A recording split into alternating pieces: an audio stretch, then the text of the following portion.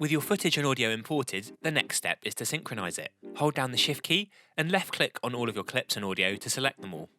Next, right click on a clip and select Synchronize. Premiere's inbuilt Synchronize function will open.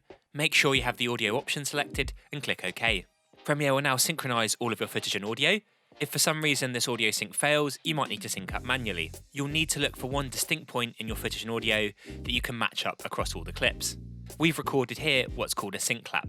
It's simply clapping your hands, making sure they're visible in every camera angle. This now gives us a distinct reference point on both the camera and audio to match up. A clap is useful because on the audio waveforms it appears as a sharp spike that's very distinct from other audio recorded. If needed, we can then manually move the clips on the timeline so that the sync clap points all match up. If for some reason one camera hasn't recorded audio as well, you can use the visual reference of the clap to know where to move the clip to without needing to have recorded sound on that camera. With all the footage synchronized, you're now ready to set up your multicam edit.